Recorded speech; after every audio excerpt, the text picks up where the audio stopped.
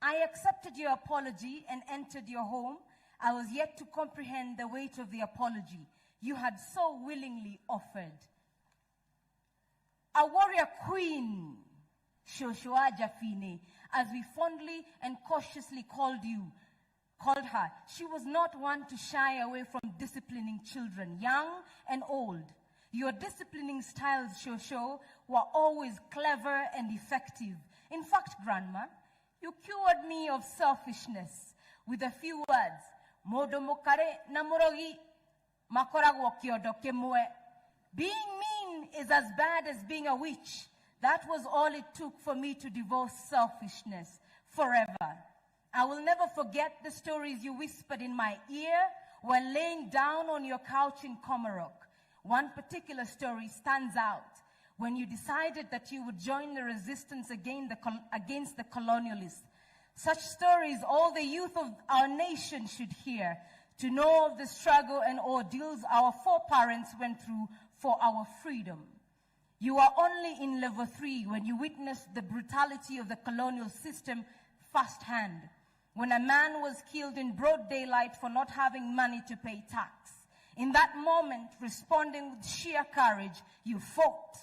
For many years, I was ashamed when people said we were related to Dedan Kimathi.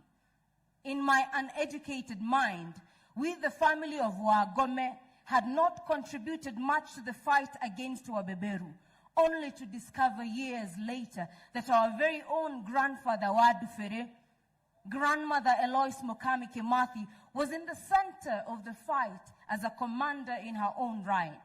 My dear grandmother, you took away all my senseless shame, and now I pride myself in knowing that not only did you contribute, but you are a big part of the fight for Kenya's independence. You knew right from wrong, and you did not idle and watch as the colonizers abused and killed our men, women, and children. You fought, Grandma, you fought. As a teenager, you fought.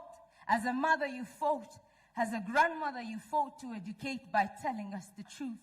As a child, God spoke to you through a dream, and you had seen the coming of the white man before they had stepped foot in Nyeri. Not to mention, you lived in a time when women rarely stood around the table where decisions were made, and yet you not only stood, but you contributed. The burdens you bore have been unimaginable. You carried them with preparation, and that is how I know you walked with God. He carried through that then. He carries you even now to a better place.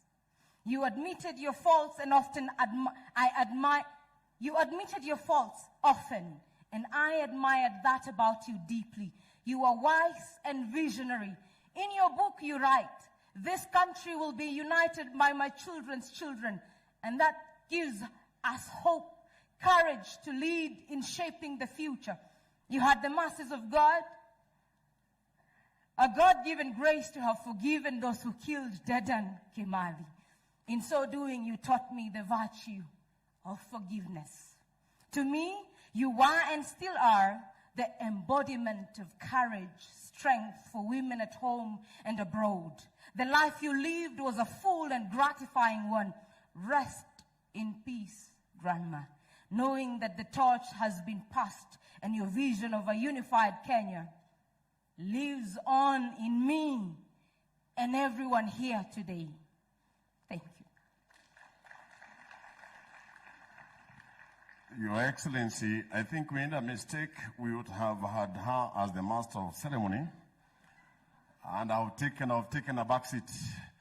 That's my daughter, but kama vile nimesema, if you think I also don't have history, test me, and I'll tell you that His Excellency in 1986, with the team of Kapsabet in Kitale, you did wonders with that volleyball team. I was on the other side, and your team did very well. You were a center player, I was a left player, and the remaining bit is history.